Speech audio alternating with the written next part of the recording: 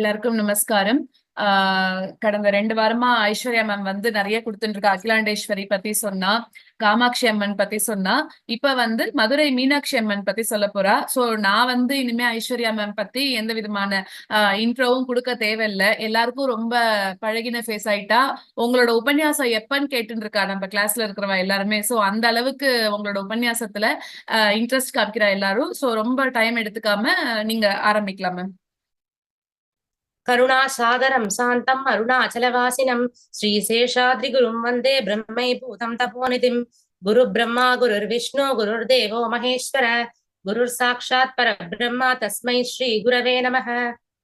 अरुणां करुणातरङ्गिताक्षीं धृतपाशाङ्कुशपुष्पबाणचापाम् अणिमादिभिरावृतां मयूखैः अहमित्येव विभावये भवानीं। श्रीगुरुभ्यो नमः। हरिः ओम्।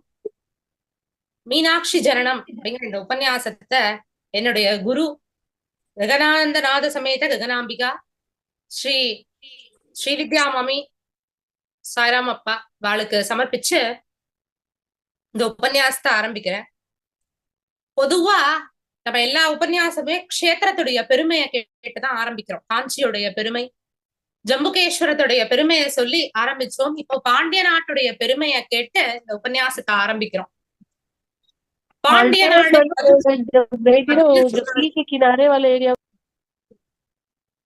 நாடு மதுரை அப்படின்னு சொன்னாலே நம்ம எல்லாருக்கும் தெரியும் மீனாட்சி சுந்தரேஸ்வரர் கோவில். பெண்களுடைய கை ஓங்கி இருக்கிற இடம் அப்படின்னு சொல்றது இந்த மதுரைய. ஏன்னா இங்க மீனாட்சியே நாட்ட ஆள்றா, ஜெகத்த ஆள்ற ஜெகதம்பிகையே மீனாட்சியா அவதாரம் எடுத்தா. இந்த பாண்டிய நாட்டுடைய பெருமை என்ன அப்படின்னா, ஆதிபராசக்தியே பார்வதி தேவியா மீனாட்சியா ஜனனம் எடுத்து பரமேஸ்வரன் அவளை இங்க வந்து திருக்கல்யாணம் பண்ணிக்கிற இந்த பாண்டிய நாட்டுக்கு இன்னொரு பெருமை இருக்கு. அதே ஆதிபராசக்தி அவளே ஆதி மகாலட்சுமி ஆண்டாளா பக்கத்துல ஸ்ரீவில்லிபுத்தூர்ல ஜனனம் எடுத்து ரங்கமன்னார திருக்கல்யாணம் பண்ணிக்கிறார். பாண்டிய நாட்டுடைய பெருமையே பரமேஸ்வரனும் மகாவிஷ்ணுவும் அவளுடைய க்ஷேத்திரத்துக்கு மாப்பிள்ளையா வந்து அந்த பெண்ணை கல்யாணம் பண்ணிக்கிறார் அப்படிங்கிற ஒரு உத்தமமான நாடு இந்த பாண்டிய நாடு. வேற எந்த ஒரு நாட்டுக்கும் இப்பேற்பட்ட ஒரு பெருமை அப்படிங்கிறது கிடையாது. ஆடிப்பூரத்துல ஆண்டாளுடைய விசேஷங்கள் எல்லாத்தையும் நம்ம இத்தனை நாளா கொண்டாடிட்டு இருந்தோம். நான் ஆடி மாசம் பூரா அந்த ஆண்டாளை கொண்டாடுறோம், மார்கழி மாசம் பூரா ஆண்டாளை கொண்டாடுறோம். இந்த ஆண்டாள் அவதரிச்சதும் பாண்டிய நாட்டுல, மீனாட்சி அவதரிச்சதும் பாண்டிய நாட்டுல. இந்த ஆண்டாளுக்கும் மீனாட்சிக்கும் 2 வித்தியாசம் தான். மீனாட்சிக்கு வலது கையில இருக்கிற புஷ்பத்தின் மேல கிளி இருக்கும், நெத்தியில விபூதி குங்குமம் இட்டு இருக்கும். ஆண்டாள் வந்து பெருமாளுக்குரிய வைஷ்ணவத்துக்குரிய குங்குமமும் மஞ்சளும் நெத்தியில இட்டுண்டு இடது கையில கிளிய வச்சுட்டு இருக்கும். 2 பேருமே பராம்பிகை தான் இந்த பூலோகத்துல ஒரு மனுஷ குழந்தையா பிறந்து சுவாமிய வந்து கல்யாணம் பண்ணிக்கிற விசேஷம்ங்கிறது இந்த பாண்டிய நாட்டுக்கு இருக்கு. இதை விட இந்த தீர்த்தத்தை பத்தி, இந்த க்ஷேத்திரத்தை பத்தி வேற வேற மகிமைகள் சொல்லணுங்கிறதே கிடையாது. மதுரைய மதுராபுரி, தென் மதுரை, கூடல் நகர், நான்மாடக்கூடல், கடம்பவனம், திரு ஆலவாய், சங்கம் வளர்த்த மதுரை அப்படின்னு நிறைய பேர் சொல்லி அழைக்கிறோம். மதுரை அப்படின்ன உடனேயே மீனாட்சி அப்படின்னு சொல்றோம். அந்த மீனாட்சி எப்படி ஜனிக்கிறாள் அப்படிங்கிறது இந்த உபன்யாசத்துடைய முக்கியமான பகுதியா வருது. உபன்யாசத்துடைய ஆரம்பத்துல பொதுவா அம்பாளுடைய ரூப வர்ணனை அதெல்லாம் சொல்றோம். இப்போ அம்பாள் ஜனிச்சு வந்தது எப்படிங்கிறத கேட்டுதான் நம்ம ரூப வர்ணனை எல்லாம் கேட்க போறோம். இந்த க்ஷேத்திரத்துக்கு அம்பாளுக்கு முன்னாடியே முதல்ல சிவன் வந்துடுறார். கடம்பவனம் அப்படிங்கிற ஒரு காடா இருக்கு இந்த மதுரை மாநகரம். அந்த இடத்துல ஒரு சுயம்புவான சிவலிங்கம் இருக்கு. இந்திரனுக்கு ஒரு பிரம்மஹர்த்தி தோஷம் போகணும் அப்படிங்கிறதுக்காக பூலோகத்துல நிறைய சிவாலயங்களுக்கு போய் சிவனை வழிபட்டு வரும்போது கடம்பவனத்துக்கு வந்து இந்த சுயம்பு சிவலிங்கத்தை வழிபடுறார். அவருடைய பிரம்மஹர்த்தி தோஷம் நிவர்த்தியாருது. இந்திர விமானத்தை அமைச்சு இந்த ஈஸ்வரனுக்கு ஒரு கோவில் கட்டுற. நித்தியமும் தேவர்கள் இந்த ஈஸ்வரனை பூஜை பண்ணிட்டு வரா. முதல்ல பாண்டிய நாடு இந்த மதுரையில இல்ல, கொஞ்சம் தள்ளி ஒரு இடத்துலதான் இருந்தது. தனஞ்சயன் அப்படிங்கிற ஒரு வணிகன் அந்த வழியா வரும்போது ஒரு நாள் ராத்திரி மீனாட்சி அம்மன் சன்னதிக்கு வெளியில பொத்தாமரை குளம்னு ஒரு குளம் இருக்கும். அந்த குளத்தின் கரையில படுத்துண்டு தூங்குறான், குளத்துல நீராடி படுத்துண்டு தூங்குறான், ராத்திரி ஆயிடுத்து அப்படின்னு. அப்ப கண்ணு திறந்து பார்க்கும்போது நிறைய தேவர்கள் வந்து ஒரு சுயம்பு சிவலிங்கத்துக்கு பூஜை பண்ற ஒரு அதிசயத்தை பார்த்து பாண்டிய மன்னனான குலசேகர பாண்டியன் கிட்ட போய் சொல்றான். இது மாதிரி ஒரு விசேஷமான சிவலிங்கத்தை கடம்பவனத்துக்குள்ள பார்த்தேன், தேவர்கள் எல்லாரும் வந்து இந்த ஈஸ்வரனை பூஜை பண்றா, விசேஷமான சிவலிங்கமா இருக்கும், கண்கொள்ளா காட்சியா இருந்தது, நம்ம எல்லாரும் போய் தரிசனம் பண்ணலாம். தனஞ்சயனுடைய பேச்ச கேட்டு குலசேகர பாண்டியன் அந்த ஈஸ்வரனை தரிசனம் பண்ணி, ஈஸ்வரன் அவருக்கு அசரீரியா வாக்குல சொல்ற, இந்த கடம்பவனம் இருக்கிற இடத்துல ஒரு அழகான நகரத்தை உருவாக்கி அதை ஆட்சி புரிவாய் அப்படின்னு சொல்ல, இந்த கடம்பவனத்தை ஒரு நகரமா மாத்துற. இந்த கடம்பவனத்துடைய ஒரு கடம்ப மரம் இன்னமும் சுந்தரேஸ்வரர் சன்னதிக்கு பின்பக்கத்துல ஒரு ஸ்தலவிருட்சமா இருக்கு. கடம்ப வனமா இருந்த இடம் மதுரை நகரமாகி, மதுரை மாநகரமாகி பாண்டியர்களுடைய தலைநகரமா ஆச்சு. இவ்வளவு வசத்தியான இந்த சுந்தரேஸ்வரருக்கு ராஜசியாமலையா அம்பாள் கூட இருக்கா. ஸ்ரீவித்யா ராஜதானின்னு காஞ்சிபுரம் காமாட்சி அம்மனை சொல்றோம். அம்பாள் கூடவே மந்திரினி தண்டினி அப்படின்னு 2 பேரும் இருப்பா. மந்திரினிங்கிறவா மினிஸ்டர், தண்டினிங்கிறவா படைத்தளபதி.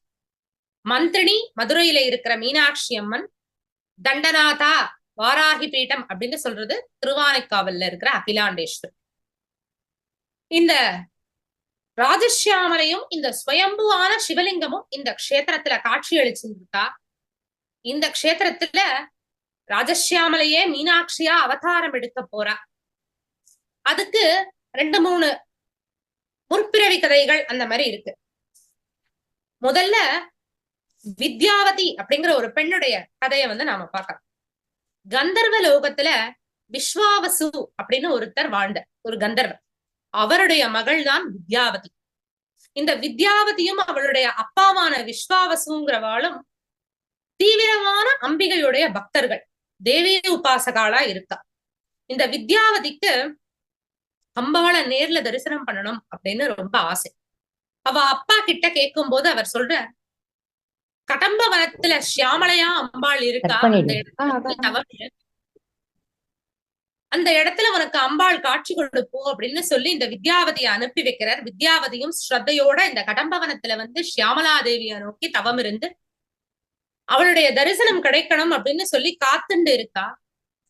அவளுடைய தவத்தின் பலனா 3 வயது சிறுமியா அம்பாள் அவளுக்கு காட்சி கொடுக்குறா.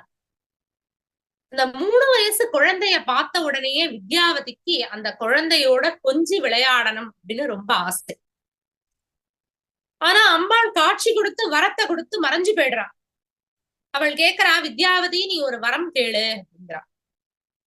வித்யாவதி சொல்றா, நீயே எனக்கு குழந்தையா பிறக்கணும், உன்னை கொஞ்சி விளையாடணும்னு எனக்கு ரொம்ப ஆசையா இருக்கு. ஆனா இப்படியே நீ இருக்க மாட்டேன்னு சொல்ற, எனக்கு நீ மகளா வந்து பிறக்கணும் அப்படிங்கறதையே வரமா கொடுக்கணும் அப்படின்னு பிரார்த்தனை பண்றா. இப்போ ஷியாமலா சொல்றா, இந்த பிறவியில இது நிறைவேறாது, அடுத்த பிறவியில உனக்கு அப்படின்னு சொல்லி வரத்தை கொடுத்து 3 வயசு குழந்தையா இருக்கிற ராஜசியாமலை மறைஞ்சு போயிடுறான். இன்னொரு கதை, பர்வதராஜனுக்கும் பரமேஸ்வரன் மாப்பிள்ளையார, பர்வதராஜனுடைய மகள் பார்வதிய பரமேஸ்வரன் திருக்கல்யாணம் பண்ணிக்கிற. இது வந்து கைலாயமலையில நடக்கிறது. அப்போ பூமியுடைய பாரம் வடக்கு பக்கம் ஜாஸ்தியா இருக்கு, தெற்கு பக்கத்துல அதுக்கு சமமான பாரம் இருக்கணும் அப்படிங்கிறதுனால அகஸ்திய மகரிஷிய வந்து அனுப்பி வைக்கிறார். அகஸ்தியர் தெற்க வரும்போது பரமேஸ்வரன் கிட்ட பிரார்த்தனை பண்றார், உங்களுடைய திருக்கல்யாணத்தை நாங்க தரிசனம் பண்ணணும். அப்படி ஆசைப்பட்டு அவர் கேட்கும் போது பரமேஸ்வரன் சொல்றார், அங்கங்க நான் உனக்கு காட்சி அளிக்கிறேன். அகஸ்தியர் சொல்றார், அங்கங்க திருக்கல்யாண கோலத்துல தரிசனம் பண்ணினாலும் பக்கத்திலேயே இருந்து உங்களுக்கு திருக்கல்யாணம் பண்ணி வைக்கணும்னு எனக்கு ரொம்ப ஆசையா இருக்கு. ஆனா உங்களுடைய கட்டளைய நிறைவேற்றத்துக்கு நான் தெற்க போறேன் அப்படின்ன உடனே தெற்க போய் அப்படியே விந்தியமலையின் கீழே போய் கிருத்தமாலாங்கிற வைகை நதிக்கரையில காத்துண்டு இருங்கோ. நீங்கள் ராஜகுருவா இருக்கிற பாண்டிய வம்சத்துல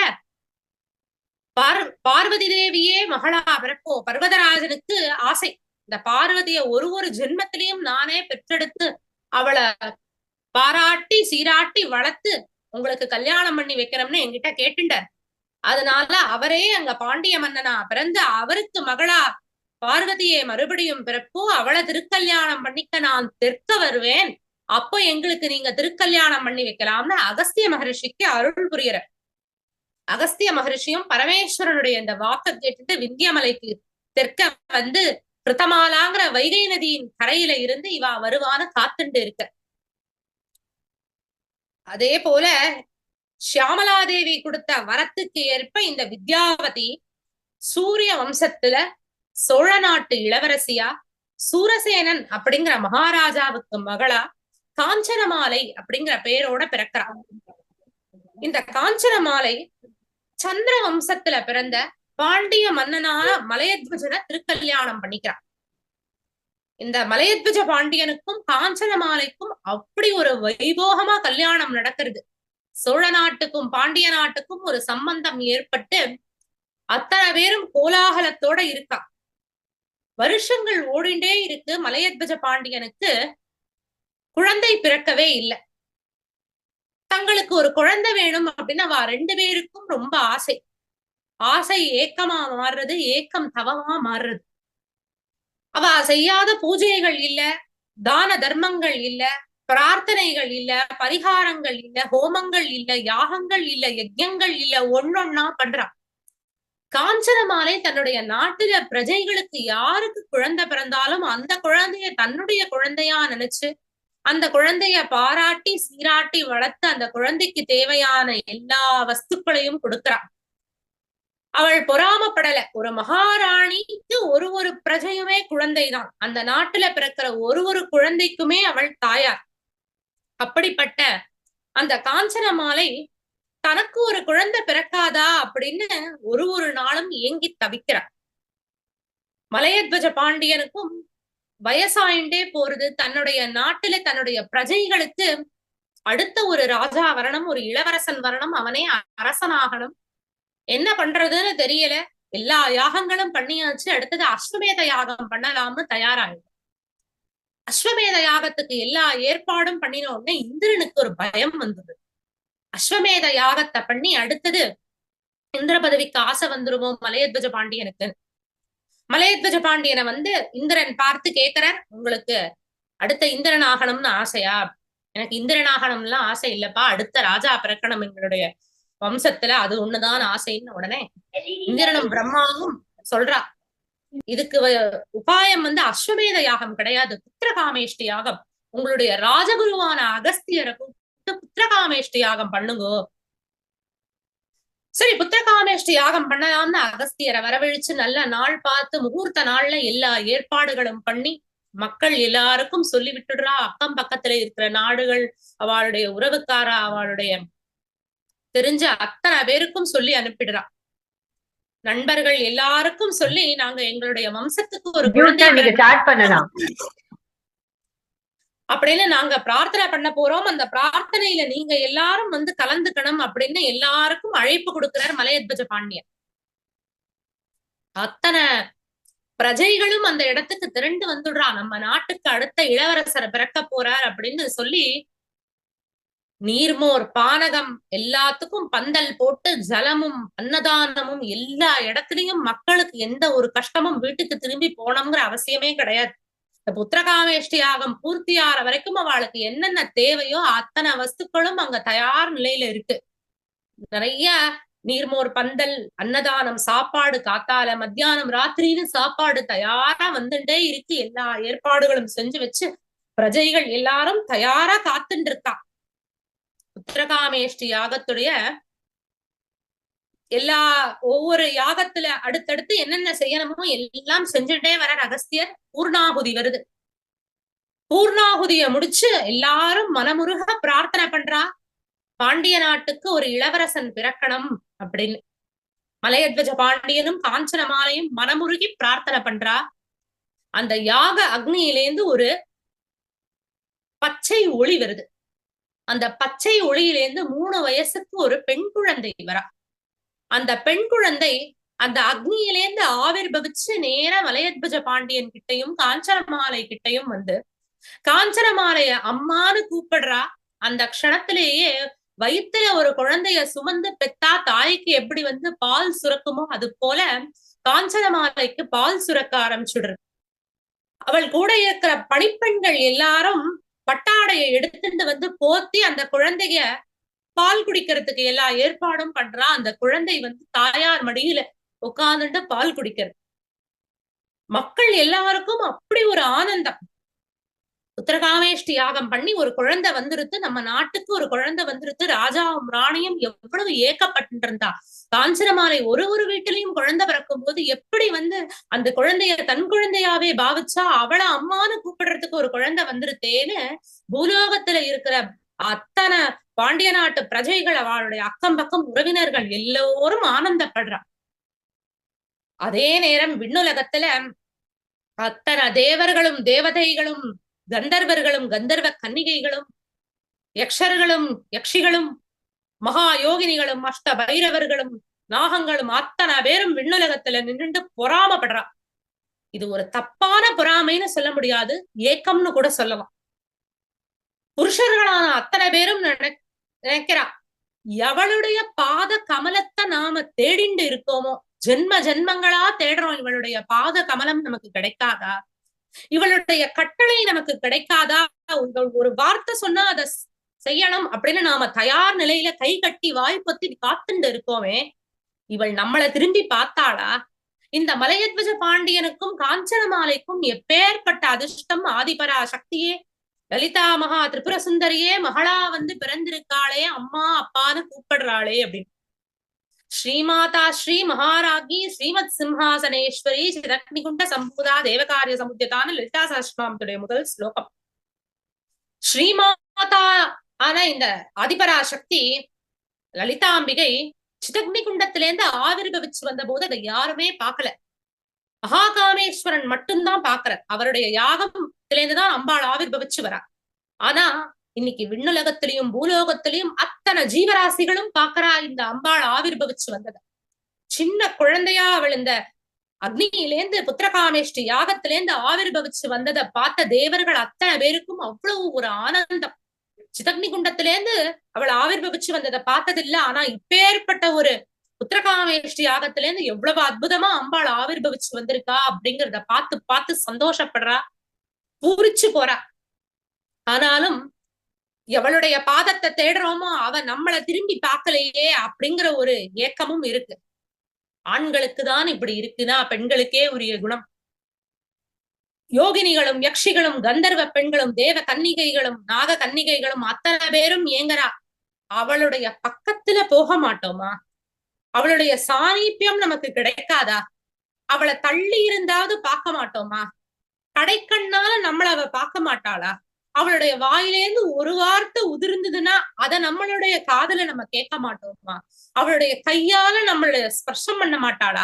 அவளுடைய திருவடிய நம்மளால தொட முடியாதா? திருவடிய நம்மளால தரிசிக்க முடியாதா? நம்மளால அவளை வந்து உணர முடியாதா? பக்கத்துல இருக்கான்னு உணர முடியாதான்னு ஒரு ஜென்மத்திலையும் ஏங்குறோம். நித்தியமும் காத்தால எழுந்துண்டதுல இருந்து ராத்திரி தூங்குற வரைக்கும் அவளையே நினைச்சுட்டு இருக்கோம், அவளையே ஸ்மரிச்சுட்டு இருக்கோம். நம்மளை திரும்பி பார்த்தாளா? நம்மள அம்மான்னு கூப்பிட்டாளா ஒரு நாளாவது? அம்மா அம்மான்னு ஒரு நாளும் அவளை நாம கூப்பிடுறோமே, நம்மளை கூப்பிட்டாளா? இந்த காஞ்சனமாலைக்கு எப்பேற்பட்ட பாக்கியம்! இந்த காஞ்சனமாலைய போய் அம்மான்னு கூப்பிடுறாளே, அவள் கிட்ட ஸ்தன்யபானம் பண்ணினாளே. அடுத்தது பிரம்மா விஷ்ணு ருத்ரன், அவளுக்கு இந்த 3 பேரும் எந்த ஒரு தாயார் வயத்திலையும் பிறக்கல், அயோனிகளாதான் வரா. அப்படி இருக்கும்போது இவாளுக்கு வந்து ஒரு ஏக்கம் இருக்கு, தாயார் கிட்ட பால் குடிக்கல அப்படின்னு. அவளுடைய அந்த ஏக்கத்தை தீக்கிறதுக்காக அம்பாள் 3 பேருக்கும், பிரம்மா விஷ்ணு சிவன் 3 பேருக்குமே சன்னியபானம் பண்ணி வைக்கிறார். இந்த தாயார் கிட்ட நாம பால் குடிச்சோமே, இவள் போய் காஞ்சனமாலை கிட்ட பால் குடிக்கிறாளே, இந்த காஞ்சனமாலை நம்ம எல்லார விட இவ்வளவு வசதியா இருக்காளேன்னு மும்மூர்த்திகளும் பார்த்து ஆச்சரியப்படுற அளவுக்கு இந்த காஞ்சனமாலையுடைய பெருமைங்கிறது விண்ணுலகம் பூரா பரவி இருக்கு. மீனாட்சி ஜனனம் அப்படிங்கிறது இந்த தலைப்பா எடுத்ததுடைய காரணமே இந்த கட்டத்தை வந்து விஸ்தாரமா சொல்லணுங்கிறதுக்குதான். ஏன்னா மீனாட்சி திருக்கல்யாணம் வந்து நிறைய பேர் சொல்லியிருப்பா. நம்ம டிவியில மீனாட்சி திருக்கல்யாணத்தை பார்க்கும் போதே அதுலயே நிறைய வர்ணனைகள் சொல்லிட்டே இருப்பான். ஆனா அந்த மீனாட்சியோட ஜனனம்ங்கிறது ரொம்ப ஒரு வசத்தியான ஜனனம். ராமர் ஜனிச்ச உடனே அயோத்தி எப்படி அவ்வளவு ஒரு ஆனந்தப்பட்டதோ அந்த அளவுக்கு கோகுலம் எப்படி கிருஷ்ணர் யசோதை பக்கத்துல இருக்கிற அவர் தேவகியின் வயத்துல பிறந்தாலும் யசோதை கண்ணை திறந்து பார்க்கும்போது பக்கத்துல கிருஷ்ண பரமாத்மா இருக்காரே, அவரை பார்த்த உடனே கோகுலம் எப்படி ஒரு ஆனந்தத்துல இருந்ததோ அந்த ரெண்டு ஆனந்தமும் சேர்ந்து பாண்டிய நாட்டுல அப்படி ஒரு ஆனந்தமா இருக்கு, விண்ணுலகத்துல அப்படி ஒரு ஆனந்தமா இருக்கு. மலையத்வஜ பாண்டியனுக்கும் காஞ்சன மாலைக்கும் அவ்வளவு ஒரு சந்தோஷம். ஆனாலும் மலையத்வஜ பாண்டியனுக்கு மனசுல ஒரு நெருடல். தசரதனுடைய புத்திரகாமேஷ்டி யாகத்தின் பலன் என்ன ஆச்சு? ராமர், பரதர், லக்ஷ்மணர், சத்ருக்னன் 4 பிள்ளைகள் பிறந்தார். துருபதனுடைய புத்திரகாமேஷ்டி யாகத்தின் பலன் என்ன ஆச்சு? திருஷ்டத்யும்னன்கிற ஒரு புத்திரன் பிறந்தான். பிறகு திரௌபதிங்கிற ஒரு பெண் பிறந்தார். நம்மளுடைய புத்திரகாமேஷ்டி யாகத்தின் பலனா புத்திரன் தானே பிறக்கணும், புத்திரி பிறந்திருக்காளே அப்படின்னு அவருடைய மனசுல ஒரு கவலை. இந்த காஞ்சனமாய இந்த குழந்தைக்கு பாலை கொடுத்துட்டு பாக்குறா, அந்த குழந்தைக்கு 3 ஸ்தனங்கள் இருக்கு, அதாவது 3 மார்புகள் இருக்கு. 3 ஸ்தனத்தை பார்த்த உடனேயே விக்கிச்சு போயிடுறா. அவளை அம்மானு ஒரு குழந்தை கூப்பிட்டதுனால புள்ள பிறக்கலையேங்கிற ஒரு கவலை அவளுக்கு இல்ல. ஆனா அந்த குழந்தையுடைய ரூபத்துல இப்படி ஒரு வினோதமான ஒண்ணு இருக்கே அப்படின்னு நினைச்சு ரொம்ப பயந்து போயிடுறா. மலையத்வஜ பாண்டியன் கிட்ட சொன்ன உடனே மலையத்வஜ பாண்டியன் ரொம்ப கலங்கி போயிடுறார். ஈஸ்வரா பரமேஸ்வரன் கிட்ட முறையிடுற, இந்த ஸ்வயம்புவா இருக்கிற சிவலிங்கத்து கிட்ட போய் முறையிடுற. அழறா 2 பேரும். குழந்தை இல்லைன்னு எல்லா யாகங்களும் தர்மங்களும் தானங்களும் பண்ணியாச்சு, புத்திரகாமேஷ்டி யாகத்தையும் பண்ணி அதோடைய பலனா ஒரு குழந்தை வந்தா அந்த குழந்தை பெண் குழந்தையா இருக்கு, அதுக்கு உடல்ல வினோதமான ஒரு குறி வேற இருக்கே அப்படின்னு 2 பேரும் கதறி அழும்போது அசரீரியா பரமேஸ்வரன் சொல்ற, 3 ஸ்தனங்களோட பிறந்த இந்த குழந்தை மகாசக்தி, மும்மூர்த்திகளுக்கும் ஸ்தன்யபானம் பண்ணி வச்சவர். இவளே ஆதிபராசக்தி. இவளை ஒரு புத்திரனை எப்படி வளர்க்கணுமோ அந்த அளவுக்கு வீரத்தோடையும் விவேகத்தோடையும் ஞானத்தோடையும் வளர்த்து அடுத்த மகாராஜ்யா ஆக்கிடு. இவள் யார திருக்கல்யாணம் பண்ணிக்கணுமோ அவளை சந்திக்கிற அந்த நாள், ஈஸ்வரனான என்னதான் திருக்கல்யாணம் பண்ணிப்போ என்ன அவள் சந்திக்கிற நாள் அவளுடைய 3வது ஸ்தனம் மறையும். அதாவது நம்ம பிறக்கும் போதே நமக்கு பரஞானம், அபரஞானம், தன்முனைப்புங்கிற ஆணவம் 3மே இருக்கும். பகவான நாம பார்க்கும் போதுதான் தன்முனைப்புங்கிற ஆணவம் அழியும்.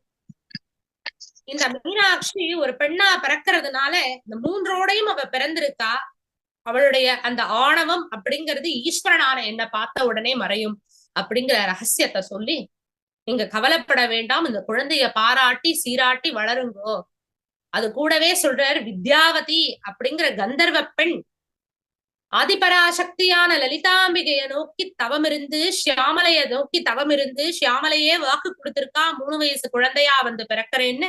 அவளேதான் உங்களுக்கு குழந்தையா பிறந்திருக்கா. இந்த மதுரை மாநகரத்துல கடம்ப வனத்துல இந்த ஈஸ்வரனுடைய பத்னியான ராதசியாமலையேதான் உங்களுக்கு பெண்ணா பிறந்திருக்கா. கவலை எல்லாத்தையும் விட்டுட்டு இந்த குழந்தைய நன்னா வளரும்போது சொல்லி அசரீரி வாக்குல பரமேஸ்வரன் சொல்ற.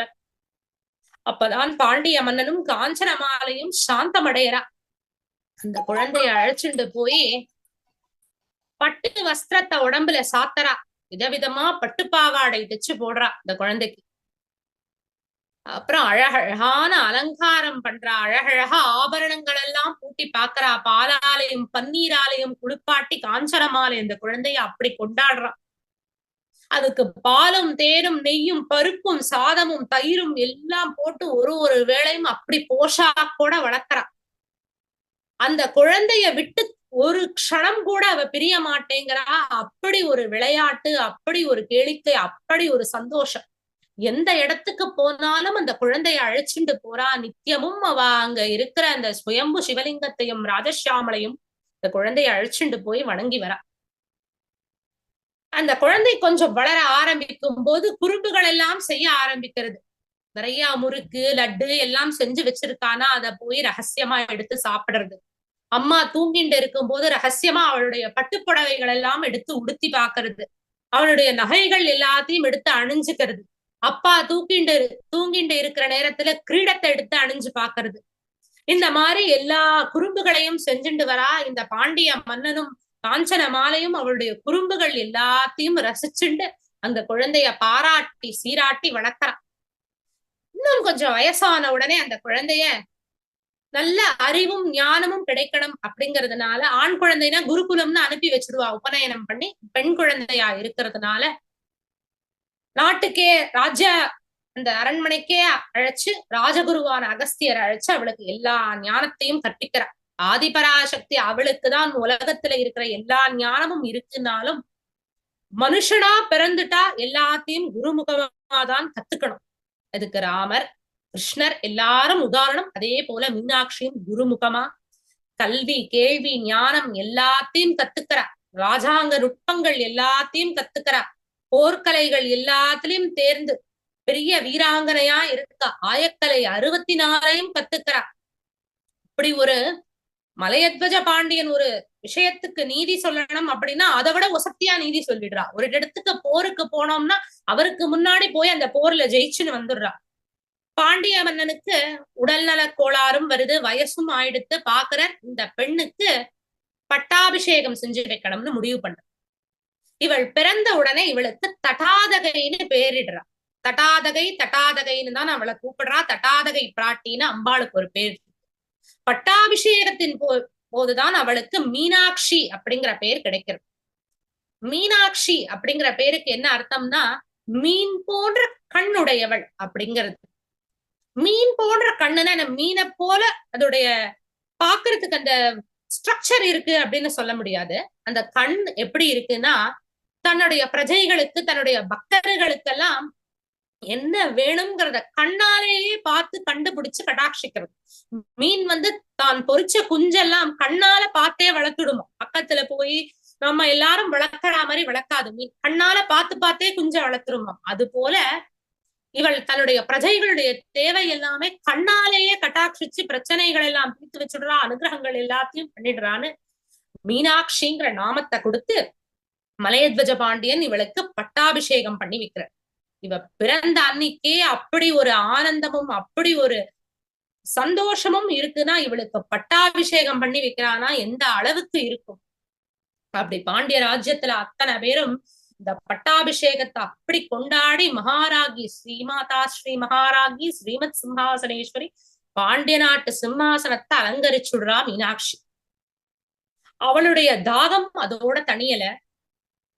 தன்னுடைய எல்லைகளை விரிவுபடுத்தணும்னு சொல்லி திக்விஜயம் போறா. எல்லா பக்கத்துக்கும் போனா எல்லா ராஜாவும் இவளுடைய வீரத்தை பார்த்து இவள் கிட்ட சரணடைஞ்சுடுறா. இந்திரலோகத்துக்கு போறா. இந்திரனும் அவளுக்கு சரணடைஞ்சுடுற. ஏன்னா விண்ணுலகத்துல இருக்கிற எல்லாருக்கும் தெரியும் இவள் ஆதிபராசக்தி அப்படின்னு. பிரம்மலோகத்துக்கு போறா. பிரம்மாவும் சரஸ்வதியும் அவளை பணிஞ்சு அவளுக்கு உபச்சாரம் பண்ணி அவளுக்கு பூஜைகள் எல்லாம் பண்ணி அனுப்பி வச்சுடுறா. ஏன்னா விஷ்ணுலோகத்துக்கு போறா. அங்க அழகான கமலத்தினால மாலையை கட்டி மகாலட்சுமி அவளுடைய கழுத்துல போட்டு எல்லா இடத்துலயும் வெற்றி வாகை சூடிண்டு வந்திருக்க அப்படின்னு சொல்லி தன்னுடைய நாத்தனாரான இந்த மீனாட்சிய வரவேற்கிறா. வரவேற்று நிறைய விருந்து உபச்சாரம் விதவிதமான பக்ஷ்யங்களும் போஜ்யங்களையும் கொடுத்து நிறைய சீர்வரிசைகள் எல்லாத்தையும் கொடுத்து ரொம்ப நன்னா எல்லா இந்த பூலோகம் 7 14 லோகமும் உன்னுடைய கைக்குள்ளதான் இருக்கு மீனாட்சி, நீ நாட்டுக்கு திரும்பி போலாம் அப்படின்னு அனுப்பி வச்சுடுறா மகாலட்சுமி. மகாவிஷ்ணு சொல்றார், அடுத்தது உன்னுடைய திருக்கல்யாணம் தான், திக்விஜயம் எல்லாம் முடிஞ்சு போய் எடுத்து கல்யாணம் பண்ணி வைக்கிறதுக்கு நான் வரேன், போயிட்டு வான்னு அனுப்பி வச்சுடுறேன். அடுத்தது கைலாயத்துக்கு போறா. இந்த திக்விஜயங்கள் நடந்துட்டு இருக்கும் போதே மலையத்வஜ பாண்டியனுக்கு உடல்நலம் குறைஞ்சு அவருடைய காலம் முடிஞ்சு போயிடுறது. அதனால மீனாட்சிக்கு தகப்பனார் ஸ்தானத்துல யாரும் இல்லை. காஞ்சனமாலைக்கு தெரியும் மகாலட்சுமியே மகாவிஷ்ணுவே அவளுக்கு தாயாராகவும் தகப்பனாராகவும் இருந்து கல்யாணம் பண்ணி வைக்கணும் அப்படிங்கிறது காஞ்சனமாலைக்கு நல்லா தெரியும். அதனால மகாவிஷ்ணுவை பிரார்த்தனை பண்ணிட்டு இருக்கா, இந்த பெண்ணுக்கு நல்லபடியா திருக்கல்யாணம் நடக்கணும் அப்படின்னு. இவள் திக்விஜயம் போய் ஒரு இடமா போய் விஷ்ணுலோகமும் போய் அடுத்தது கைலாயத்துக்கும் போயிடுறா. கைலாயத்துக்கு போய் அத்தனை சிவகணங்களும் தயாரா இருக்கு. சிவகணங்களோட போரிட்டு சிவகணங்கள் எல்லாரும் தோத்து போயிடுறா. நந்திதேவர் போய் பரமேஸ்வரன் கிட்ட சொல்ற, சிவகணங்கள் எல்லாரும் தோத்து போயிடுது, மீனாட்சி படையெடுக்கிறா கைலாயத்துல, நீங்க தான் வரணும், வேற வழி இல்லை அப்படின்ன உடனே அவளை காத்துட்டு இருக்க சொல்ல நான் வரேன்னு சொல்லி போருக்கு போற மாதிரி ஆயுதங்கள் எதையும் எடுத்துக்காம உடம்பு பூரா சர்வாலங்காரங்களும் பண்ணிட்டு சுந்தரேஸ்வரர் அங்கேருந்து கிளம்புற. சுந்தர ஈஸ்வரன், அழகான ஈஸ்வரனா தன் அழகா தன்னை அலங்காரம் பண்ணிட்டு கைலாயத்துல இருந்து கிளம்பி இந்த மீனாட்சியை நோக்கி வர, அவளுடைய படை இருக்கிற இடத்துல ஈஸ்வரன் அவளை நெருங்கி வர வர பெண்களுக்கே உரிய 4 வகை நெறியான அச்சம், மடம், நாணம், பயிர்ப்பு ஒன்னொன்னா வர கம்பீரமா இருக்கிற மீனாட்சி முதல் முறையா தலை குனிஞ்சு நிக்கிறா. அவளுடைய 3வது ஸ்தனம் மறைஞ்சு போயிடுது. கூடவே சுமதின்னு அவளுடைய மந்திரி, மீனாட்சியுடைய மந்திரி, படைத்தளபதி. இந்த சுமதிக்கு இந்த ரகசியம் தெரியும். மலையத்வஜ பாண்டியன் மறையும் போது இந்த சுமதி கிட்ட சொல்லிடுற, யார பார்த்து மீனாட்சியுடைய 3வது ஸ்தனம் மறையிறதோ அவளையே மீனாட்சி திருக்கல்யாணம் பண்ணிப்போ. சுமதிக்கு தெரிஞ்சுடுறது பரமேஸ்வரன் தான் மீனாட்சி திருக்கல்யாணம் பண்ணிக்க போறார். அதனால்தான் வெட்டி தலை குனிந்து நிக்கிறா மீனாட்சி. கையில இருக்கிற ஆயுதங்கள் எல்லாத்தையும் விட்டுடுறா. 3வது ஸ்தனம் மறையிறது அப்படிங்கும் போது ஆணவமானது மறைஞ்சு போயிடுறது பரமேஸ்வரனை பார்த்த உடனே. அது மட்டும் இல்ல, ஸ்ரீவித்ய தத்துவமா என்ன சொல்றோம்னா, அத்தனை நாளைக்கும் அம்பாள் மும்மூர்த்திகளுக்கும் தாயாரா இருந்து சன்னியபானம் பண்ணி வச்சதுனால 3 ஸ்தனங்கள் இருக்கு. பரமேஸ்வரனை கல்யாணம் பண்ணிக்கணுங்கும் போது அவர் கணவனா ஆயிடுறார். அதனால அந்த 3வது ஸ்தனம் மறைஞ்சு அவருக்கு மனைவியா அவள் பார்வதியா போயிடுறா. 3வது ஸ்தனம் மறைஞ்சதுக்கு அப்புறம் நெருங்கி வந்த சுந்தரேஸ்வரர் மீனாட்சிய பார்த்து சொல்றார், நீ ஆதிபராசக்தி, என்னுடையவள் நீ. தெற்க மலையத்வஜ பாண்டியனுக்கு மகளா அவதாரம் எடுத்திருக்க. இன்னிலேந்து 8வது நாள் பங்குனி உத்திர தன்னைக்கு உன்னை நான் கல்யாணம் பண்ணிக்கிறேன், மதுரைக்கே திரும்பி போ அப்படின்னு அனுப்பி வைக்கிறேன். மீனாட்சி வெக்கத்தோட தலை குனிஞ்சுண்டு மதுரைக்கு திரும்பி வரா. இந்த காட்சியை பார்த்த உடனேயே காஞ்சனமாலைக்கு ஒரே சந்தோஷம். நான் தன்னுடைய பெண்ணுக்கு கல்யாணம் நடக்க போறது, 3வது ஸ்தனம் மறைஞ்ச கதையும் சுந்தரேஸ்வரர் அழகான கோலத்துல வர வர அவள் எப்படி வெட்கி நின்னாங்கிறதையும் சுமதி காஞ்சனமாலைக்கு சொல்லிடுறா. இத கேட்டு காஞ்சனமாலை கல்யாண ஏற்பாடுகள் எல்லாம் பண்றா. ராஜ்யத்துல இருக்கிற எல்லா மக்களும் மீனாட்சிக்கு திருக்கல்யாணம், நம்மளுடைய மகாராணிக்கு திருக்கல்யாணம் அப்படின்னு அவள் எல்லா லோகங்களையும் வென்றதுனால எல்லா லோகத்துல இருக்கிறவாளும் இந்த திருக்கல்யாணத்துக்கு எல்லா ஏற்பாடுகளும் பண்றா. கந்தர்வர்கள்ல இருந்து, விண்ணுலகத்துல தேவர்கள்ல இருந்து, நாகர்கள்ல இருந்து, யக்ஷர்கள்ல இருந்து, யோகினிகள்ல இருந்து, பைரவர்கள்ல இருந்து அத்தனை பேரும் தயாரா இருக்கா மீனாட்சி சுந்தரேஸ்வரர் கல்யாணம் தரிசனம் பண்றது. காஞ்சனமாலை பக்கத்து ஊரான திருமாலிருஞ்சோலையில இருக்கிற சுந்தரவல்லி சமேத சுந்தரராஜ பெருமாளை பிரார்த்தனை பண்ணிக்கிறா. மீனாட்சியோடைய அண்ணா, நீங்க தான் கல்யாணம் பண்ணி வைக்கணும். அவரும் சரி, பங்குனி உத்திரம் தானே முகூர்த்தம், நான் வந்துடுறேன்னு சொல்லி காஞ்சனமாலைக்கு வாக்கு கொடுக்குற. சுந்தரராஜ பெருமாள் அங்கேருந்து கள்ளழகர், கள்ளழகர்னு சொல்றோமே, அழகர் சுந்தரராஜர் ரெண்டும் ஒரே பேர் தான். மூலவருடைய பெயர் சுந்தரராஜர், உற்சவருடைய பெயர் கள்ளழகர். சுந்தரராஜ பெருமாள் சின்ன மூர்த்தியா அங்கேருந்து கிளம்பிடுற. திருமாலிருஞ்சோலையிலேருந்து பிரதமாலாவான வைகை நதியை தாண்டி மதுராபட்டணத்துக்கு வரணும். மீனாட்சிக்கு திருக்கல்யாணம் பண்ணி வைக்கணும். வழியில வரும்போது கள்ளர்கள் எல்லாரும் அவரை உபசாரிச்சுட்டு இருக்க. எல்லாருடைய உபசாரணையும் உபசரிப்பையும் வாங்கிண்டு இவர் பங்குனி உத்திரத்துக்கு பதிலா சித்ரா பௌர்ணமி அன்னைக்கு வர. அதுக்குள்ள பங்குனி உத்திரத்துல முகூர்த்தம் வந்துடுறது, பரமேஸ்வரன் வந்துடுறார், அத்தனை தேவர்களும் தேவதைகளும் வந்துடுறா. திருக்கல்யாணத்துக்கு எல்லாம் தயார் நிலையில இருக்கு. மகாவிஷ்ணு வரல. காஞ்சனமாலைக்கு என்ன பண்றதுன்னே தெரியல. மறுபடியும் பரமேஸ்வரனை பிரார்த்தனை பண்றா, நீங்க திருக்கல்யாணம் பண்ணிக்கணும். தாரை வாத்து கொடுக்கறதுக்கு அப்பா இல்லைன்னா அண்ணா இருக்க வேண்டாமா, என்ன பண்றது, இன்னும் சுந்தரராஜ பெருமாள் வரலையே அப்படின்ன உடனே பக்கத்திலேயே திருப்பரங்குன்றத்துல தெய்வானையோட திருக்கல்யாண கோலத்துல இருக்கிற முருகப்பெருமான், அவர் கூடவே பவளக்கனிவாய் பெருமாள்னு மகாவிஷ்ணு இருக்கார். திருப்பரங்குன்றத்துக்கு போனோம்னா மூலஸ்தானத்திலேயே 5 சன்னதிகள் இருக்கும்.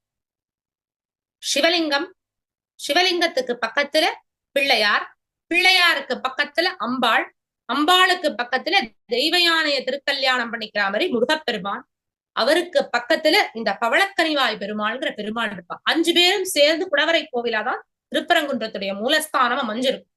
இந்த பவளக்கனிவாய் பெருமாளை அழைச்சிண்டு தெய்வ யானையும் முருகப்பெருமானும் மதுராபுரிக்கு வரா, திருக்கல்யாணம் பண்ணி வைக்கணும். இந்த பவளக்கனிவாய் பெருமாள் தான் அண்ணா மீனாட்சிக்கு கல்யாணம் பண்ணி வைக்க போறோம்னு கையில ஒரு கிண்டியை எடுத்துட்டு தாரவாத்து கொடுக்கணும்னு தயாரா வர. பங்குனி உத்திரத்தன்னைக்கு விசேஷமா அத்தனை ஏற்பாடுகளும் பந்தல்களும் இதுவும் போட்டு மேளதாளத்தோட எல்லா கந்தர்வர்கள் எல்லாரும் வந்து வாசிக்கிறா. மேளமும் தாளமும் நாட்டியமும். பட்ட மகிழ்ச்சி உலகத்துல இருக்கிற தாயாரான மீனாட்சிக்கும் சுந்தரேஸ்வரருக்கும் ஜெகன்மாதா ஜெகத்பிதாவுக்கு திருக்கல்யாணம் அதை பண்ணி வைக்க போறது மகாவிஷ்ணு. இந்த அற்புதமான காட்சியை பார்க்கணும்னு 7-14 லோகத்திலையும் அத்தனை ஜீவராசிகளும் மதுரைக்கு வந்துடுறது. அகஸ்தியர் வாங்கின வரமும் இப்ப நிறைவேறது. ராஜகுருவா அகஸ்தியர் இருக்கிற அவருடைய முன்னிலையில தான் இந்த மீனாட்சி திருக்கல்யாணம்ங்கிறது நடக்க போறது. பவளக்கனிவாய் பெருமாள் கையில இருக்கிற கிண்டியுடைய ஜலத்தை விட்டு மீனாட்சிய சுந்தரேஸ்வரருக்கு தாரவாத்து கொடுத்து காஞ்சனமாலை ஆனந்த கண்ணீர் விடுறா. இப்பேற்பட்ட ஒரு மகளை பெற்றிருக்கோம். இந்த மகளுக்கு நல்லபடியா கல்யாணம் நடந்தது.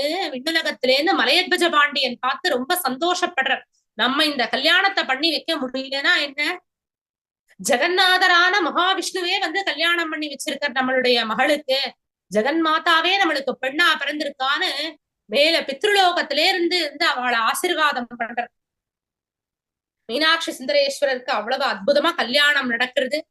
உற்சவங்கள் எல்லாம் பாண்டிய நாட்டுல நடக்கிறது. சுந்தரராஜ பெருமாள் வைகை ஆத்தன் கரையில வரும்போது கல்யாணம் முடிஞ்சு உற்சவங்கள்லாம் முடிஞ்சு பிரியாவிடை வந்துடுறது. எதிர் சேவை பார்த்துட்டு பவளக்கனிவாய் பெருமாளை கல்யாணம் பண்ணி வச்சுட்டாருன்னு தெரிஞ்ச உடனே திருப்பியும் திருமால் இருஞ்சோலைக்கு கிளம்பி போயிடுற. இன்னமும் இதெல்லாம் விசேஷமா மதுரையில வந்து உற்சவமா கொண்டாடுறோம். இந்த மீனாட்சி திருக்கல்யாணம் அந்த சித்திரத்தை பார்த்தோம், அந்த போட்டோவை பார்த்தோம்னாலே ஒரு அழகான காட்சி. நடுவுல பச்சை நிறத்துல இந்த மீனாட்சியும், அவளுக்கு இடது பக்கத்துல சுந்தரேஸ்வரர் ஒரு பொன்னான நிறத்துல, மணல் போன்ற பொன்னான நிறத்துல இருப்பார். வலது பக்கத்துல தாரை வாத்து கொடுக்கிற மகாவிஷ்ணு நீல நிறத்துல இருப்பார். ஒரு ராஷ்டிரம், அதாவது நாடு எப்படி இருக்கணும் அப்படிங்கிறது தான் இந்த ஒரு சித்திரம் வந்து காட்டுறது. மண்ணுங்கிற ஒண்ணு நல்ல மகத்துவத்தோடையும் பெருமையோடையும் சுந்தரேஸ்வரரை போல பொன் போல ஜொலிச்சுண்டு இருக்கலாம். அதுக்கு மேல நல்ல பசுமையா செடி கொடிகளோடையும் பிரஜைகள் எல்லாரும் சந்தோஷத்தோடையும் அவளுக்கு தேவையான தானியங்கள் எல்லாம் கிடைக்கணும். மீனாட்சியுடைய பச்சை ரூபத்தை போல அவளுக்கு தேவையான ஜலம், இந்த மண்ணுல பச்சை பசேன்னு நிறைய செடிகளும் கொடிகளும் இருக்கணும் அப்படின்னா அதுக்கு நீர் தேவை. அந்த நீரா மகாவிஷ்ணுடைய நீல நிறம் அப்படிங்கிறது குறிக்கிறது. ஒரே ஒரு சக்தி தான் வைஷ்ணவத்துல விஷ்ணுவாவும், சாக்தத்துல சக்தியாவும், சைவத்துல சிவனாவும் இருக்கா அப்படின்னாலும் 3 பேரும் பிரிஞ்சு அந்தந்த வேலையை செஞ்சாலும் இது 3ம் சேர்ந்து இருக்கும் போதுதான் ராஷ்டிரத்துல பசுமைங்கிறது இருக்கும், நம்மளுடைய ஹிருதயத்திலையும் பசுமைங்கிறது இருக்கும். 3 பேரும் நம்மளுடைய மனசுல சேர்ந்து இருக்கும் போதுதான் நமக்கு சந்தோஷம், ஆனந்தம், ஆத்ம திருப்தி, மோட்சம்ங்கிற எல்லாமே நமக்கு கிடைக்கும் அப்படிங்கிற ஒரு தத்துவத்தை குறிக்கிறது தான் இந்த மீனாட்சி திருக்கல்யாணம். மீனாட்சிக்கும் சுந்தரேஸ்வரருக்கும் திருக்கல்யாணம் நடந்து மகாராணிய கல்யாணம் பண்ணிட்டு மாப்பிள்ளையா வந்த ஈஸ்வரன் சுந்தரபாண்டியன் அப்படிங்கிற பெயரோட இந்த நாட்டை ஆண்டுட்டு வர, அவளுக்கு முருகப்பெருமானுடைய அம்சமா உக்ரகுமார பாண்டியன் அப்படிங்கிற பிள்ளை பிறந்து, அந்த பிள்ளைக்கு உரிய வயசு வந்த உடனே உக்ரகுமார பாண்டியனுக்கு பட்டாபிஷேகம் பண்ணி வச்சு மீனாட்சியும் சுந்தரேஸ்வரரும் தெய்வ நிலைய போய் அடையறான். மீனாட்சி திருக்கல்யாணத்தை இன்னும் விஸ்தாரமா சொல்லலாம். நான் மீனாட்சியோட ஜனனத்தை விஸ்தாரமா சொன்னதுனாலும் இந்த மீனாட்சி சுந்தரேஸ்வரருடைய பெருமையை இன்னும் கொஞ்சம் சொல்லணுங்கிறதுனால கல்யாணத்தை வந்து கொஞ்சம் சுருக்கிதான் சொல்லியிருக்கேன். இந்த மீனாட்சி திருக்கல்யாணம் பங்குனி மாசத்திலேருந்து சித்திர மாசம் வரைக்கும் விசேஷமா நடந்துட்டு இருந்தது. ஆனா இந்த காலத்துல 1 மாசம் கள்ளழகர் திருமாலிருஞ்சோலையிலேருந்து கிளம்பி வைகை ஆத்துக்கு வந்து திரும்பி போற மீனாட்சிக்கு திருக்கல்யாணம் நடக்கிறதுன்னா இந்த காலத்துல அதை பண்றது கஷ்டம். அதனாலதான் சித்ரா பௌர்ணமிக்கு கொஞ்ச நாள் முன்னாடி இந்த மீனாட்சியுடைய கோவில்ல உற்சவங்கள் ஆரம்பிச்சு, முதல் நாள் பட்டாபிஷேகம், அடுத்தது திக்விஜயம், அடுத்தது திருக்கல்யாணம், அடுத்தது பிரியாவிடைன்னு மதுரை மாநகரத்துல விசேஷமா உற்சவங்களும், திருமாலிருஞ்சோலைங்கிற அழகர் கோவில்ல இருந்து பெருமாள் புறப்பாடாயி கள்ளர்கள் எல்லார்கிட்டையும் அவளுடைய விருந்தோம்பல் எல்லாம் வாங்கிட்டு வைகை ஆத்தின் கரையில வந்து எதிர் சேவை கண்டு வைகை ஆத்துல இறங்கி மறுபடியும் திருமாலிருஞ்சோலைக்கு வர. சித்ரா பௌர்ணமி அன்னைக்குதான் கள்ளழகர் வைகை ஆத்துல இறங்குற ஒரு வருஷமும். சுருக்கி இந்த 10 நாள் உற்சவமாவே 2 கோவில்லையும் கொண்டாடிடுறான். ஒரு மாசம் பங்குனி உத்திரம் எங்க இருக்கு, சித்ரா பௌர்ணமி எங்க இருக்கு, இது ஒரு பௌர்ணமி அது ஒரு பௌர்ணமி, ஒரு மாசம் கொண்டாடுறது கஷ்டம் அப்படிங்கறதுனால சுருக்கி இந்த மாதிரி கொண்டாடுறான். இந்த மீனாட்சி சுந்தரேஸ்வரர் அப்படிங்கிற சிவனும் அம்பாளும் மதுரை மாநகரத்துல சிவசக்தி ரூபமா காட்சி அளிக்கிறார். அதே மதுரையில கூடலழகர் அப்படிங்கிற கோவில்ல சுந்தரேஸ்வரர் எப்படி சிவனா இருக்காரோ பெருமாள் சுந்தரராஜர், யூக சுந்தரராஜர்ங்கிற பேரோட இருக்கார். மதுராபுரி நாயகி மீனாட்சின்னு அம்பாள் எப்படி பார்வதியா இருக்காளோ மகாலட்சுமி மதுரவல்லிங்கிற நாமத்தோட இருக்கா. யூக சுந்தரராஜரும் மதுரவல்லி தாயாரும் கூடலழகர் கோவில் அப்படிங்கிற க்ஷேத்திரம் 108 திவ்யதேசங்கள்ல ஒரு திவ்யதேசம். இந்த கோவில்ல ரொம்ப விசேஷம், அஷ்டாங்க விமானத்தை தரிசனம் பண்ண முடியும். பெரியாழ்வார் பல்லாண்டு பாடின க்ஷேத்திரம் இது. பெருமாளுக்கு பல்லாண்டு பாடுறதுன்னா அவருக்கு மாமனாரா ஆற ஆண்டாளுங்கிற ஒரு பொக்கிஷத்தை பெருமாளுக்கு கொடுத்து கல்யாணம் பண்ணி வச்சு பெரியாழ்வார் ஒரு உயர்ந்த நிலையை அடையற அந்த பெரியாழ்வார் பல்லாண்டு பாடின க்ஷேத்திரம் இந்த மதுரை மாநகரம், கூடல் மாநகரம். மீனாட்சி அம்மன் கோவில் இருந்து ரொம்ப பக்கத்துலதான் இந்த கூடலழகர் கோவில் இருக்கு. இந்த உபன்யாசத்திலேயே 3 பெருமாளை பத்தி கேட்டோம். ஒண்ணு அழகர் கோவில்ல இருக்கிற சுந்தரராஜ பெருமாள், சுந்தரவல்லி தாயார். மீனாட்சி அம்மனுடைய அண்ணாமண்ணி அவ கல்யாணம் பண்ணி வைக்கிறதுக்குள்ள திருப்பரங்குன்றத்துல இருக்கிற பெருமாள், பவளக்கனிவாய் பெருமாள் கல்யாணம் பண்ணி வச்சுடுற அந்த க்ஷேத்திரத்துல மீனாட்சி அம்மன் கோவில் இருக்கிற அந்த கடம்பவனத்துக்கு பக்கத்திலேயே கூடலழகர், யூகசுந்தரராஜ பெருமாள், மதுரவல்லி தாயார் காட்சி அளிக்கிறா அப்படிங்கிறது ரொம்ப ஒரு விசேஷமான விஷயம் இந்த மதுராபுரியில. இந்த கோவிலுடைய அமைப்பு எப்படி இருக்கும்னா, சுவாமி சன்னதியோட வலது பக்கத்துல அம்பாள் சன்னதி இருக்கும். பொதுவா சுவாமி கிழக்க பார்த்தோ மேற்க பார்த்தோ இருந்தா அம்பாள் சன்னதி வடக்க பார்த்தோ தெற்க பார்த்தோ அந்த மாதிரி அமைப்புலதான் இருக்கும். உபதேச க்ஷேத்திரங்கள், திருவானைக்காவல் அந்த மாதிரி க்ஷேத்திரங்கள்ல எதிர்த்தாப்புல பார்த்தா குரு சிஷ்ய போல இருக்கும். தேவர்கள் பூஜித்த சிவசக்தியுடைய ஸ்வரூபமா சிவனும் அம்பாளும் காட்சி அளிக்கிற கோவில்ல சிவன் எந்த திசைய பார்த்துட்டு இருக்காரோ அந்த திசைய பார்த்தே அம்பாள் இடது பக்கத்துல காட்சி அளிப்பான்.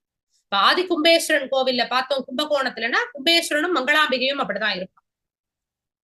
திருக்கருகாவூர்ல கர்ப்பரக்ஷாம்பிகை கோவில்லையும் அப்படிதான் இருக்கும். கர்ப்பரக்ஷாம்பிகையும் முல்லைவரநாதருடைய இடது பக்கத்துல கர்ப்பரக்ஷாம்பிகை இருப்பான். இந்த மாதிரி அமைப்பு இருக்கு.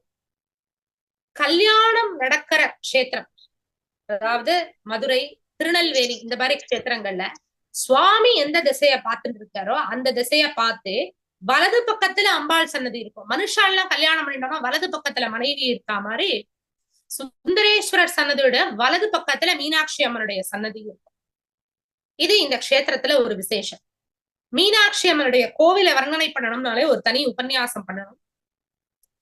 சுருக்கமா சொல்லணும் அப்படின்னா, இந்த சுந்தரேஸ்வரர் சன்னதிக்கு நேரா வர பிரதான வாசல் ராஜகோபுரமா இருக்கு. மதுரையில விசேஷமா 4 வாசலையுமே ராஜகோபுரம் அப்படின்னு தான் சொல்லி கூப்பிடுறான். மீனாட்சி சன்னதிக்கு வெளியிலேயே பொத்தாமரை குளம் இருக்கு. அந்த குளத்துல மீன்களே வசிக்காது. சுந்தரேஸ்வரர் சன்னதிய பிரதட்சணம் பண்ணிட்டு வரும்போது பரிவார தெய்வங்கள் எல்லாரும் இருப்பா. சுந்தரானந்தர் அப்படின்னு ஒரு சித்தர் இருப்பார். இந்த மதுரையுடைய சக்தி பூரா சுந்தரானந்தர் சித்தருக்கு தான் இருக்கு அப்படின்னு சொல்லுவா. சுந்தரேஸ்வரே சித்தரா நிறைய அற்புதங்களை செஞ்ச க்ஷேத்திரம்.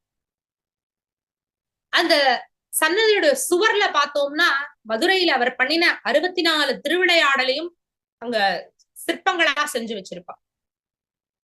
அவருடைய சன்னதிக்கு எதிர்த்தாப்புல பார்த்தோம்னா துவஜஸ்தம்பத்தை சுத்தி 25 ரூபத்துல கல்வெட்டு மாதிரி இருக்கும். தூண்கள்ல சிலைகள், இந்த 25 விதமான சிவரூபங்களை காட்டுற சிலைகள் இருக்கு.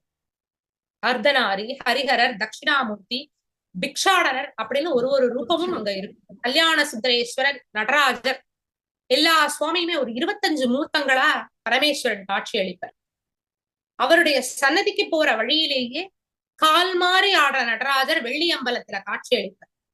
பஞ்ச சபையிலேயே பெரிய நடராஜ மூர்த்தி வரலாம். இப்படி சுந்தரேஸ்வரர் சன்னதியை பத்தியே நாம நிறைய விஸ்தாரமா சொல்லலாம்.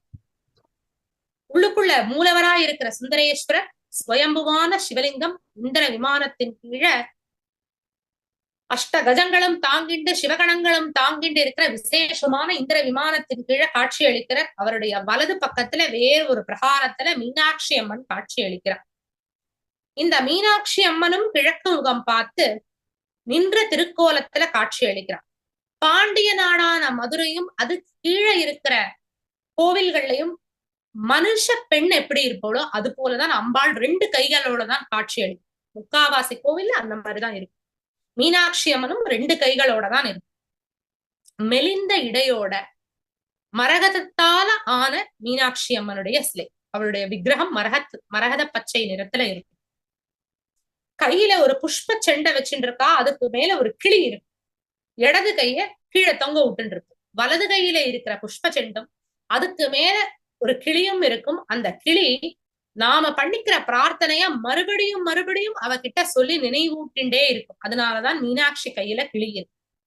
உபன்யாசத்துடைய ஆரம்பத்திலேயே சொன்னேன், ஆண்டாளுக்கும் மீனாட்சிக்கும் கிளி எந்த பக்கம் இருக்குங்கிறதுதான் வித்தியாசம். இவள் பார்வதியா மீனாட்சியா இருக்கா, மகாலட்சுமி ஆண்டாளா அவதரிச்சிருக்கா. இந்த கிளி எந்த பக்கம் வித்தியாசங்கிறத வச்சு டக்குன்னு கண்டுபிடிச்சோம். இவள் மகாராணி அப்படிங்கிறதுனால தங்கத்தாலையும் வைரத்தாலையும் ஆன கிரீடத்தை அணிஞ்சுட்டு இருக்கா. இல்ல ஒசரமான அழகான கிரீடத்தை அணிஞ்சுட்டு இருக்கா. காதுல, மூக்குல, கழுத்துல, கைகள்ல நிறைய ஆபரணங்களை சாத்தின்னு இருக்கா. அழகழகான பட்டாடைகள், தங்கத்தினால ஆன அங்கிகள் எல்லாத்தையும் அணிஞ்சுட்டு இருக்கா. இவள் பரமேஸ்வரனுடைய பதிவிரதையா கழுத்துல திருமாங்கல்யத்தை சாத்திட்டு இருக்கா.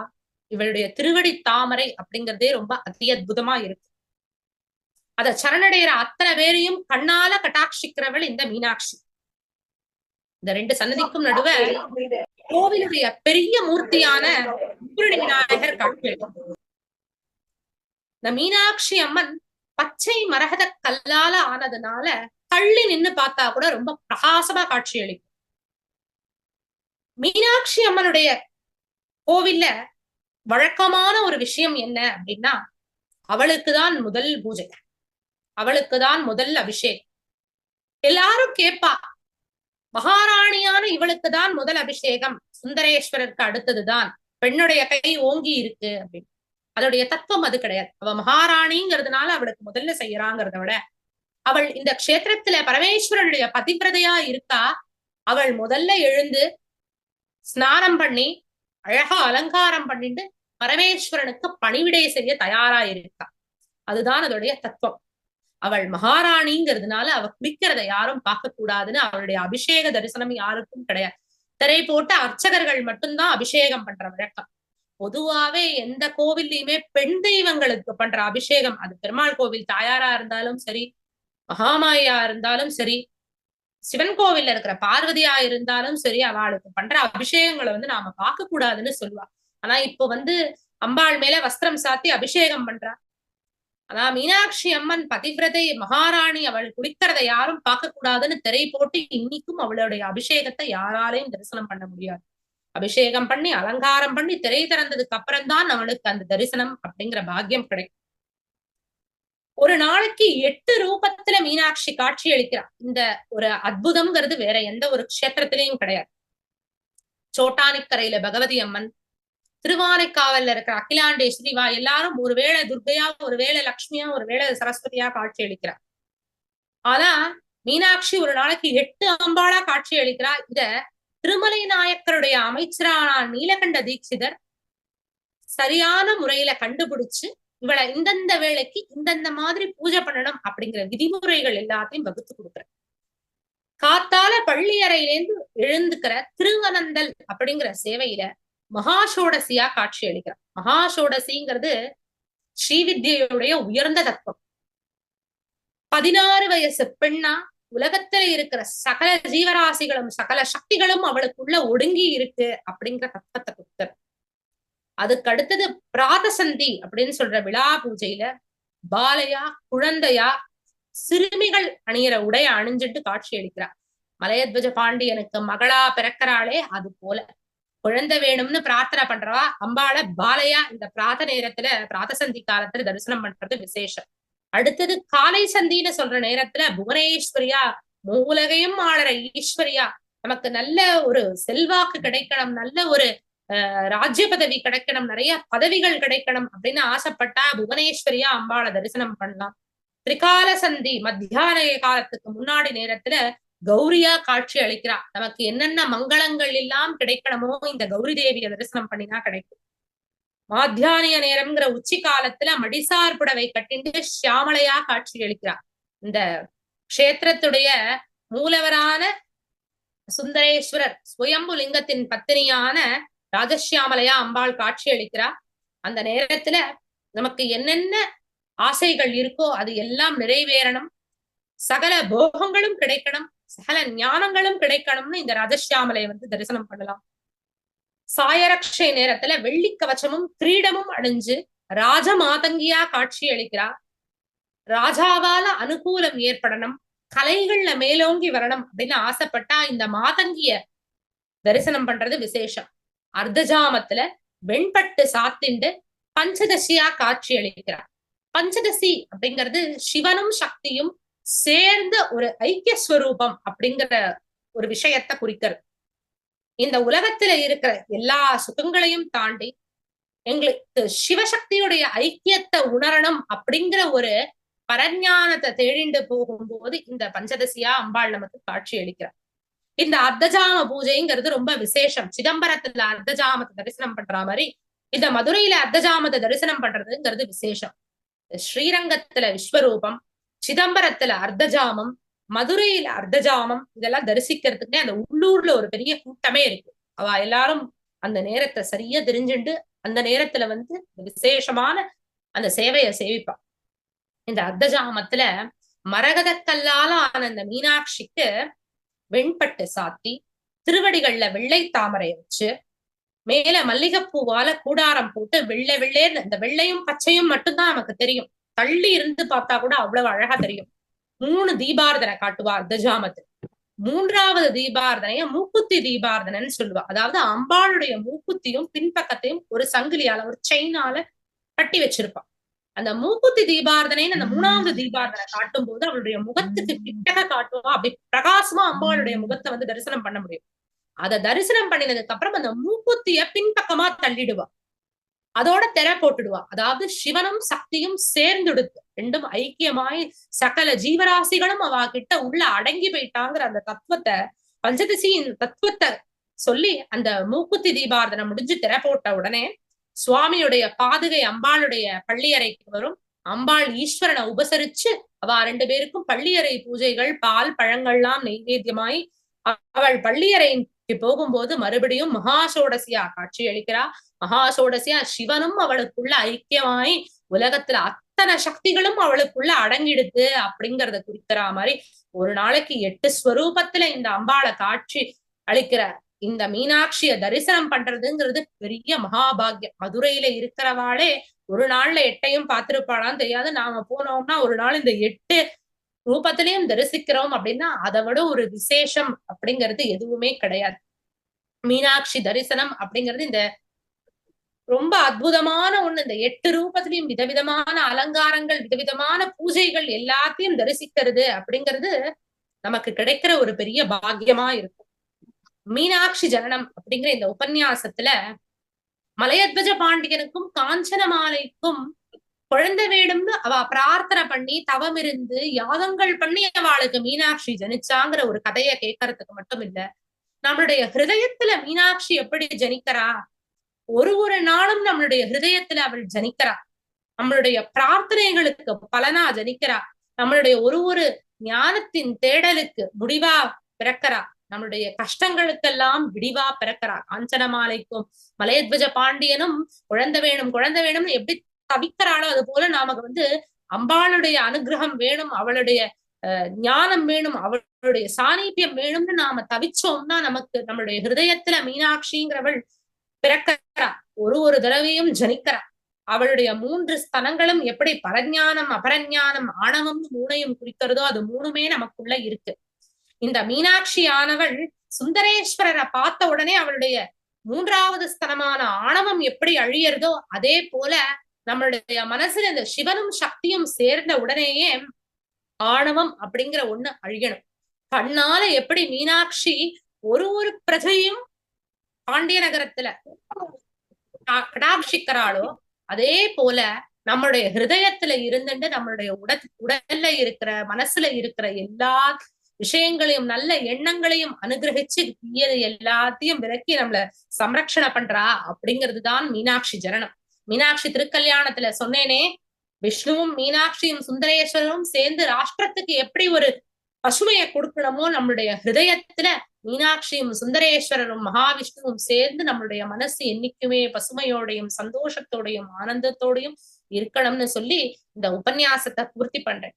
மீனாட்சி ஜனனம் அப்படிங்கிற ஒரு அற்புதமான உபன்யாசத்தை பண்றதுக்கு எனக்கு ஒரு ஆப்பர்ச்சுனிட்டி கொடுத்த ஹயவதனாத ஜனனி மேம் என்னுடைய நமஸ்காரங்கள்.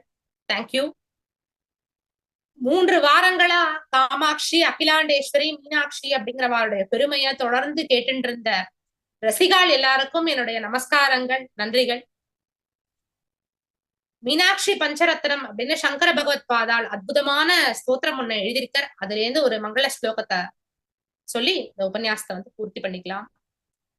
உத்யத்பானு சஹஸ்ர கோட்டி சதுர்ஷாம் கேயூரஹார உஜ்வலாம் பிம்போஷ்டீம் ஸ்மிததங்க பங்கி ருச்சிராம் பீதாம்பராலங்கிருதாம் விஷ்ணு பிரம்ம சுரேந்திர சேவித பதாம் தத்வஸ்வரூபாம் சிவாம் மீனாட்சீம் பிரணதோஸ்மி சந்ததம் அகம் காருண்யவாராம் நிதிம்.